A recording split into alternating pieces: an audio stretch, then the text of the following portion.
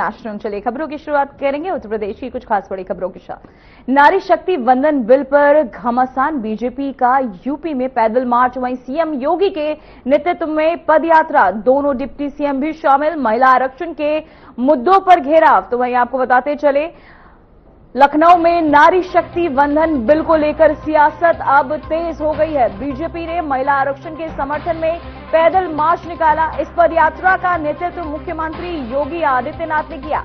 इसमें दोनों उप मुख्यमंत्री भी शामिल हुए। वहीं आपको बता दें, बीजेपी का कहना है कि ये कदम महिलाओं को 33% आरक्षण देने के समर्थन में और जनता तक संदेश पहुंचाने के लिए। वहीं विपक्ष ने इस पर सवाल उठाए और सरकार पर राजनीति करने का आरोप भी लगाया। पूरे उत्तर प्रदेश में इस मुद्दे पर चर्चाएं तेज है और माहौल पूरी तरह राजनीतिक हो गया है और साथ ही इस दौरान बहस भी लगातार इस मुद्दे को लेकर जारी है। वहीं यूपी में बीजेपी का पैदल मार्च, महिला आरक्षण के मुद्दे पर घेराव, साथ ही इस दौरान दोनों उप मुख्यमंत्री भी उपस्थित रहे। नारी शक्ति वंदन बिल पर घमासान। मैं आपको ग्राफिक्स के जरिए हम दिखा रहे हैं क्या चाहती है सरकार। महिलाओं को 33% आरक्षण मिले, 2029 आम चुनाव से पहले हो लागू और साथ ही सीटें बढ़ाकर दिया जाए आरक्षण। तो भाई विपक्ष क्यों विपक्ष को दिक्कत क्यों है इसमें, ये आपको हम बता रहे ग्राफिक्स के जरिए। जहां आरक्षण की आड़ में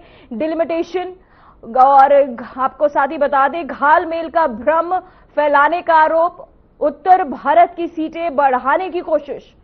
तो वहीं आपको बता दें विपक्ष को दिक्कत क्यों हो रही है, जहां घालमेल कर भ्रम फैलाने का आरोप लगाया जा रहा है।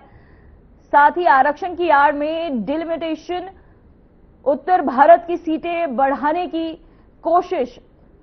जहां क्या चाहती है सरकार, आपको ग्राफिक्स के जरिए हम दिखा रहे हैं। 2029 तक आम चुनाव से पहले ये लागू करवाना चाहती है, सीटें बढ़ाकर दिया जाए आरक्षण, साथ ही महिलाओं को 33% आरक्षण मिले सरकार चाहती है, जहां 2029 तक आम चुनाव से पहले ये लागू हो। वहीं आपको ग्राफिक्स के जरिए हम दिखा रहे 3 दशक तक लटका बिल।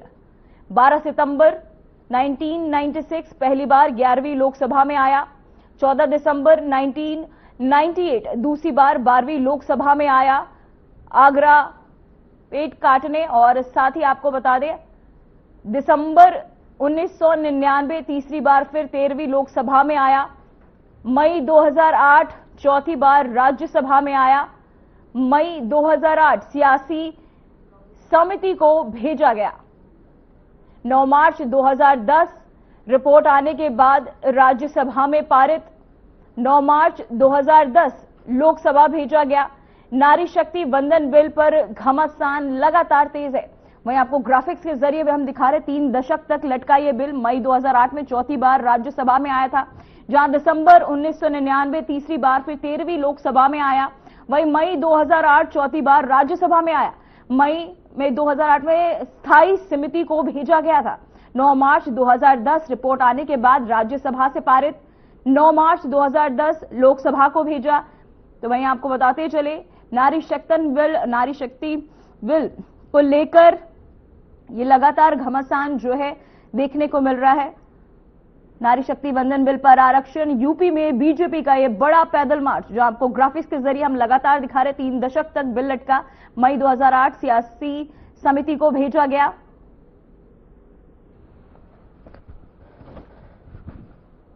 तो वहीं श्रावस्ती जिले को नई जिलाधिकारी के रूप में 2016 बैच की आईएएस अधिकारी अन्नपूर्णा गर्ग मिली है। उन्होंने श्रावस्ती की 38वीं डीएम के तौर पर विधिवत रूप से कार्यभार ग्रहण किया।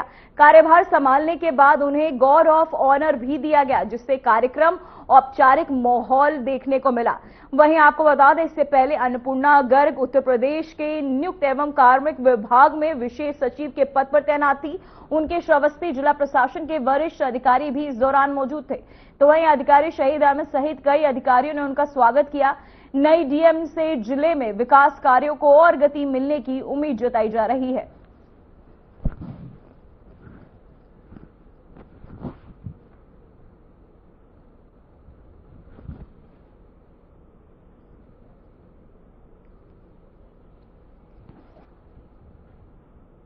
तो वहीं सहारनपुर के नए जिलाधिकारी अरविंद कुमार चौहान ने पद भार संभाल लिया है। 2015 बैच के आईएएस अधिकारी हैं और पहले कई महत्वपूर्ण पदों पर काम कर चुके हैं। कार्यभार ग्रहण करने के बाद उन्होंने कहा कि उनकी पहली प्राथमिकता लोगों की शिकायतों का समय पर समाधान करना होगा, साथ ही सरकार की योजनाओं को सही तरीके से लागू किया जाएगा और जिले में चल रहे विकास कार्यों को समय पर पूरा भी कराया जाएगा। साथ ही उन्होंने कहा कि सहारनपुर एक गतिशील जिला है और सभी अधिकारियों के सहयोग से जिले को विकास की नई ऊंचाइयों तक पहुंचाया जाएगा। इस दौरान कई प्रशासनिक अधिकारी भी मौजूद रहे।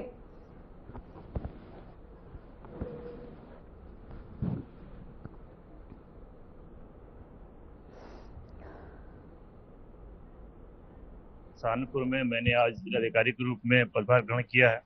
सबसे पहले तो जनपद वासियों को मैं नमस्कार करता हूं। और जैसा आपको पता है कि सरकार की जो पहली प्राथमिकता है कि जो लोगों की समस्याएं हैं, जो पब्लिक ग्रीवेंस रेडिसल सिस्टम्स हैं, उसके तहत अच्छे से काम हो। जो भी व्यक्ति आता है उसको सही सुना जाए, जिसकी समस्या है उसका जो डिस्पोजल हो वो काफ़ी गुणवत्ता से हो, केवल कोटापूर्ति न की जाए। और ये सरकार की पॉलिसी है, शासन की पॉलिसी है कि जीरो टॉलरेंस की पॉलिसी है भ्रष्टाचार के प्रति, तो उसको भी देखते हुए यहाँ पे काम किया जाएगा। जो विकास की परियोजनाएं होंगी उनको समयबद्ध तरीके से गुणवत्ता के साथ पूरी हो, उस पर ध्यान दिया जाएगा। खास करके ट्रैफिक के कोई इशू होते हैं तो उसको देखा जाएगा ताकि यातायात सुगम रहे और लोगों को समस्या न हो। मुझे बहुत ही अच्छा लगा है और मैं बहुत ही अपने आप को सौभाग्यशाली समझता हूँ कि माँ के चरणों में मुझे काम करने का अवसर मिला है।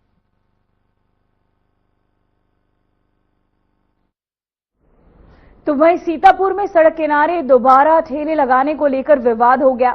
हिंदू शेर सेना के अध्यक्ष विकास हिंदू पर आरोप है कि उन्होंने हटाए गए ठेला दुकानदारों को फिर से सड़क पर बैठाने की कोशिश की। जब पुलिस मौके पर पहुंची तो उनकी पुलिस अधिकारियों से बहस हो गई। इसके बाद पुलिस ने उनके खिलाफ केस दर्ज कर लिया है। अब पुलिस मामले की जांच कर रही है।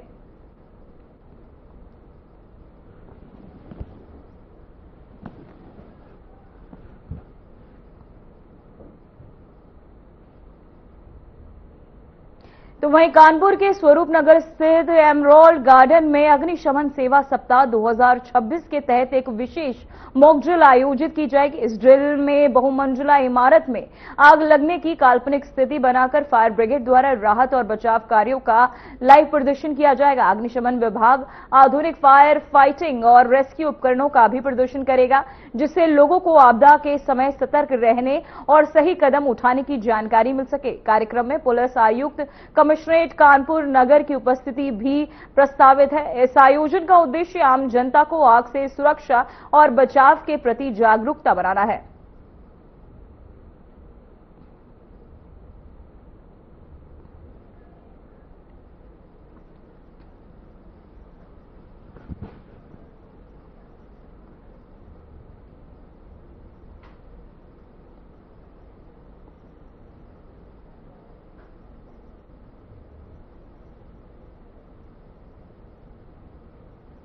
तो वहीं आपको बताते चले, लोगों में जागरूकता बढ़ाने के लिए ये मॉक ड्रिल का आयोजन किया जा रहा है।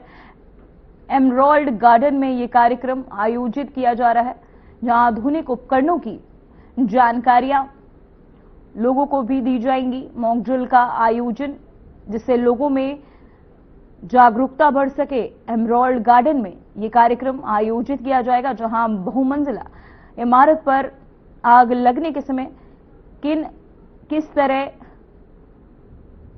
खुद को बचाना है, इसे लेकर लोगों को अग्निशमन विभाग के तहत ये जानकारियां दी जाएंगी। साथ ही उनका मॉक ड्रिल भी आयोजित किया जा रहा है।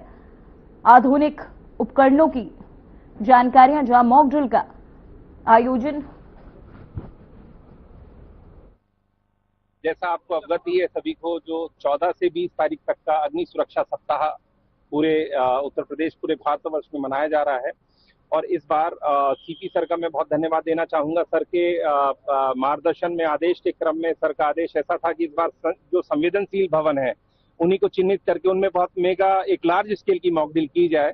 तो जैसे अभी पिछले 2-3 दिन पहले भी रोज हो रही है छोटे मिडिल क्लास भवनों पे, लेकिन आज हमने एक आइकॉनिक टावर को यहाँ पर इसको सिलेक्ट किया है, जो 93 मीटर का है, हाइट का है। अगर उसमें किसी भी तरह की कोई आपदा हो जाती है तो उसमें हम लोगों को कैसे रेस्पॉन्स करना है और आम पब्लिक को कैसे रेस्पॉन्स करना है।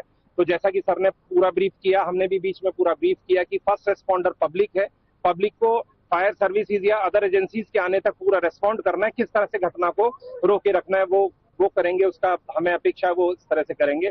और हमारे आने के बाद जो भी ऑपरेशन हम कर पाएंगे, जैसे आपने देखा हमने बेसमेंट का सीन इसमें क्रिएट किया, तो बेसमेंट में फायर फाइटिंग हम लोगों ने की, वहां से रेस्क्यू वहां से रेस्क्यू करके कैजुअलिटीज को लाया गया, हमारे जो स्टाफ है, पूरी जो टीम है। और फिर हमारी टीम के द्वारा बताया गया कि वहां पर इतनी ज्यादा हीट है, स्मोक है, और हीट के कारण फिर वहां पर नहीं जाया जा रहा। फिर मैं एल्यूमिनाइज प्रॉक्सिमिटी सूट्स के थ्रू अपने फायर फाइटर्स को एंटर कराया, बीए सेट के साथ एंटर कराया, उनको कैजुअलिटीज वहां से निकाली गई, फायर फाइटिंग करा गया। एक सीन ये क्रिएट किया गया था। दूसरा सीन क्रिएट किया गया था 9th फ्लोर पे फायर फाइटिंग का, जहां पर किचन में फायर हो गया है। उस किचन में फायर होने के कारण पूरे फ्लैट में फायर फैल गया और कैजुअलिटीज वहां पर लोग फंस गए हैं। तो उसको बखूबी हमारे फायर फाइटर्स ने पूरा हाइड्रोलिक प्लेटफॉर्म लगाकर, जो फंसे हुए थे बालकनी में, आग रिफ्यूज एरिया में आ गए थे, उनको निकालकर सकुशल उनको पहुंचाया, ग्राउंड फ्लोर पर उनको लेकर फायर फाइटिंग करते पूरे ऑपरेशन को क्लियर किया। AWT जैसा कि आप देख पा रहे हैं, जो हमारा बहुत अत्याधुनिक उपकरण है, रिसोर्सेज है, उसको भी हमने मोबिलाइज करके पूरा चलाया है। आज आप देख पा रहे होंगे ये जो लार्ज स्केल मॉकड्रिल है, इसमें हमारे सारे इक्विपमेंट, चाहे हमारा फायर फाइटिंग रोबोट है, चाहे हमारी मल्टी डिजास्टर रिस्पॉन्स व्हीकल है, चाहे हमारा AWT है, हाइड्रोलिक प्लेटफॉर्म है, वो बखूबी हमारे द्वारा इस्तेमाल किए गए हैं। और इसमें जो हमारे पास जो एक्सट्रीम हीट में उपकरण यूज होगा, जिस तरह के सूट्स होंगे, एल्यूमिनाइज प्रॉक्सिमिटी सूट हमारे पास है, जो हमारे फायर फाइटर्स ने यूज किया है। तो एक पूरी ड्रिल का एक मेन ऑब्जेक्टिव ये रहता है, लोगों में एक सेंस ऑफ सिक्योरिटी जगाना कि प्रशासनिक तैयारियां पूरी हैं और हम किस तरह से उस ऑपरेशन को चला सकते हैं। तो बखूबी हमने उस ऑपरेशन को चलाया। आपकी मॉकड्रिल्स तो हो रही है, आप मीडिया के माध्यम से देख रहे होंगे, लेकिन लार्ज स्केल पे जो सेंसिटिव भवन है, क्योंकि डेली भी नहीं किया जा सकता, बट हम लोग 2-3-4 दिन में एक बड़ी मॉकड्रिल कर रहे हैं और लगातार इस तरह के प्रोग्राम।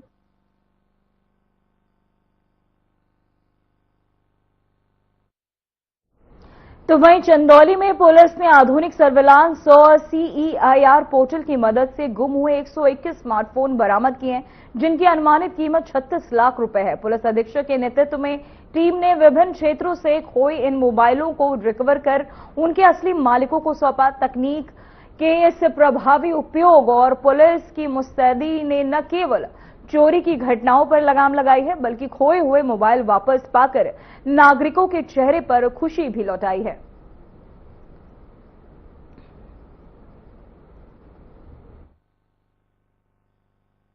देखिए, चंदौली जनपद की सर्विलांस टीम के द्वारा CEI पोर्टल का इस्तेमाल करते हुए 121 खोए हुए फोन, जो अलग अलग वर्ग के लोगों द्वारा खोए गए थे या गुम हुए थे, उनको बरामद किया गया है। और आज पुलिस लाइन सभागार में लोगों को बुला करके सभी को फोन वितरित किए गए। इन फोनों की कंबाइंड कीमत तकरीबन 36 लाख रुपए के आसपास।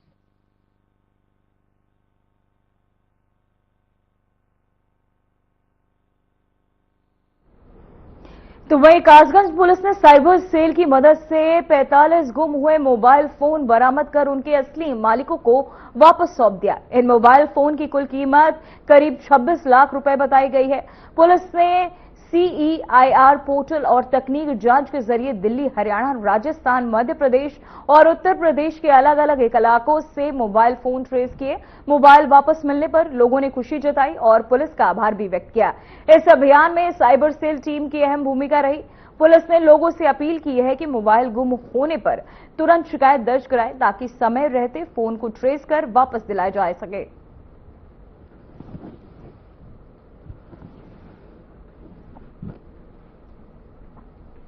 जनपद कासगंज की साइबर पुलिस टीम द्वारा आज 75 मोबाइल की बरामदगी करके जिसकी कीमत अनुमानित रूप से 26 लाख रुपए आंकी गई है। ये बरामद करके ये विगत दिनों में ये जितने मोबाइल होल्डर है, इनकी मोबाइल की मिसिंग हुई थी। पोर्टल के माध्यम से लोगों द्वारा इसका कंप्लेंट दर्ज किया गया था। पोर्टल पे हम इन सारे के सारे मोबाइलों को प्रयास करके कई स्थानों से इनकी बरामदगी करके आज एकत्रित रूप से सारे लोगों को सौंपा गया है। जैसा आप लोगों ने देखा, मोबाइल प्राप्त करते वक्त कई लोगों ने जो अपने उद्गार प्रकट किए, जिसमें उत्तर प्रदेश पुलिस की, कासगंज पुलिस की, इनके द्वारा सराहना की गई और इनके द्वारा अपना उद्गार प्रकट करते हुए बताया गया कि मोबाइल पा करके आज वो काफी खुशहाल हैं, खुशी महसूस कर रहे हैं। हम भविष्य में भी इस अभियान को निरंतर जारी रखेंगे। आपके माध्यम से सबको ये मैं जरूर कम्युनिकेट करना चाहूंगा कि एक तो अपने सामान को, मोबाइल को, हर चीज को संभाल के रखें। किसी कारणवश अगर मिस हो रहा है तो तात्कालिक रूप से पोर्टल पे अपना वो कंप्लेंट दर्ज करें, ताकि हम अभियान चला करके इसकी बरामदगी करें और उनको उनके चेहरे पर मुस्कान लौटाएं।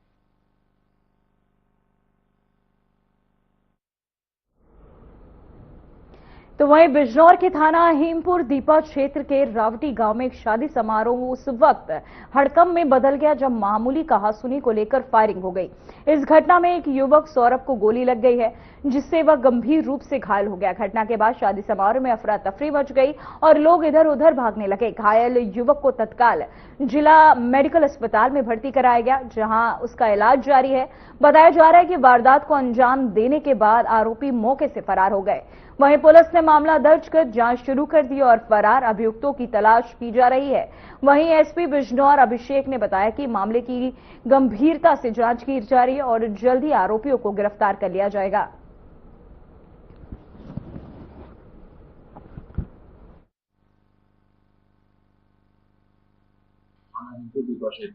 गांव रावटी से यह सूचना प्राप्त हुई, सौरभ नाम के एक युवक को कुछ अज्ञात व्यक्तियों ने गोली मार दी। विस्तृत जानकारी से ज्ञात हुआ कि रात्रि वह एक शादी समारोह में गया था, जहां पर कुछ युवकों से उसका विवाद हुआ था और संभवतः उन्हीं युवकों ने यह घटना कारित की है। इस प्रकरण में अभियुक्त गणों से संबंधित एक बाइक मौके पर छूट गई है, जिसे कब्जे में लिया गया है। जो विक्टिम है वो उपचाराधीन है। उसके परिजनों से तहरीर प्राप्त कर अभियोग पंजीकृत किया जा रहा है तथा अभियुक्त गणों की गिरफ्तारी के यथाशीघ्र प्रयास किए जा रहे हैं।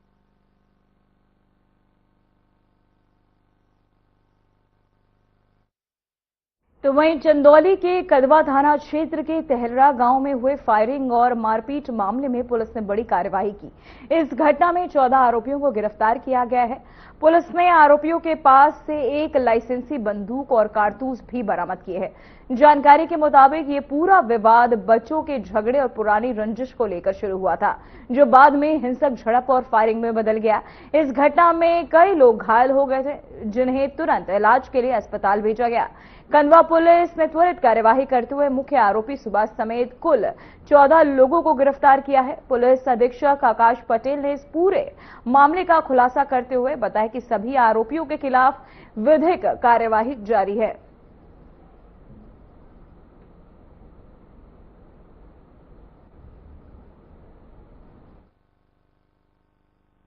देखिए, थाना कंदवा क्षेत्र के तिलहरा गांव में कल एक झगड़ा हुआ था 2 पक्षों में, जिसको लेकर के सोशल मीडिया पर भी वीडियो वायरल हुए थे, जिसमें लाठी डंडों के साथ तमाम मारपीट करते हुए दिखाई पड़ रहे थे। इस घटना को तत्काल गंभीरता से लेते हुए 3 थानों की फोर्स मौके पर भेजी गई थी। सीओ सदर साहब को मौके पर भेजा गया था। इस पूरे प्रकरण में एक पक्ष की तरफ से अपनी लाइसेंसी जो बंदूक है उससे फायरिंग भी की गई थी, जिसमें 6 लोगों को छर्रे लगने से वो घायल हुए थे, जिनको उपचार कराया गया।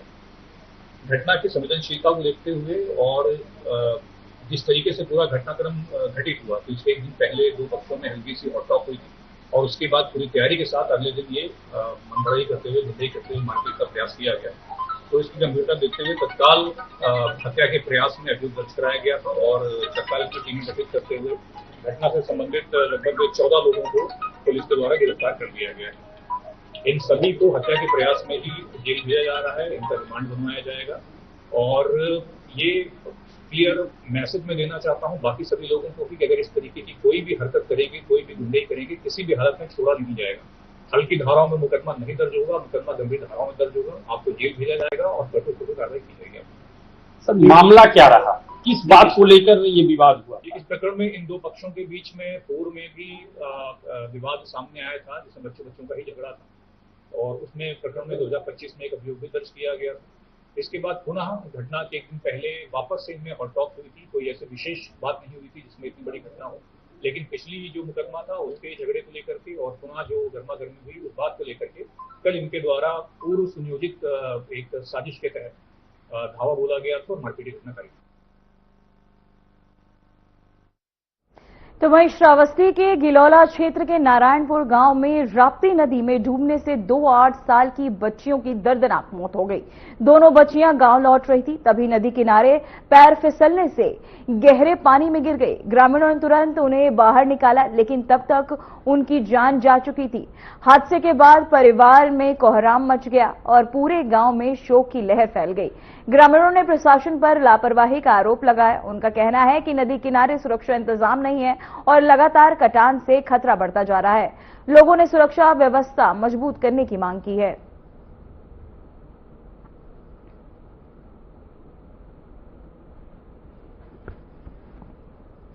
तो वहीं हरदोई के पचदेवरा थाना क्षेत्र में गंगा एक्सप्रेसवे की सर्विस लेन पर डेड़ा मऊ अंडरपास के पास मंगलवार सुबह एक दर्दनाक सड़क हादसा हुआ। अज्ञात वाहन की टक्कर से बाइक सवार पति पत्नी सियाराम और नीलम की मौके पर ही मौत हो गई। दोनों एक पारिवारिक शादी समारोह से लौट रहे थे। हादसे के बाद उनकी 3 माह की मासूम बच्ची सड़क किनारे रोती हुई मिले, जिसे सुरक्षित बचा लिया गया। ग्रामीणों ने घटना की सूचना पुलिस को दी। पुलिस ने शवों को पोस्टमार्टम के लिए भेजकर अज्ञात वाहन की तलाश शुरू कर दी है। घटना से इलाके में शोक है।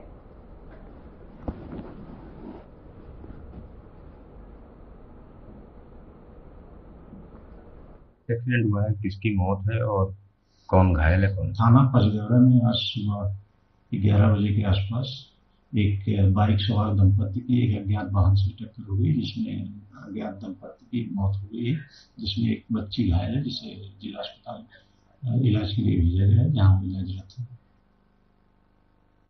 तो वहीं झांसी के बबीना सैन्य क्षेत्र में ड्यूटी पर तैनात सेना के जवान कोमल सिंह ने अपनी सर्विस रिवॉल्वर से खुद को गोली मार ली, जिससे उनकी मौके पर ही मौत हो गई। गोली की आवाज सुनकर आसपास मौजूद जवान मौके पर पहुंचे और उन्हें खून से लथपथ पाया। कोमल सिंह मध्य प्रदेश के ग्वालियर के रहने वाले थे और बबीना में तैनात थे। सूचना मिलते ही पुलिस मौके पर पहुंची और शव को कब्जे में लेकर जांच शुरू कर दी। अभी आत्महत्या के कारणों का पता नहीं चल पाया है। सेना और पुलिस दोनों मामले की जांच कर रही है।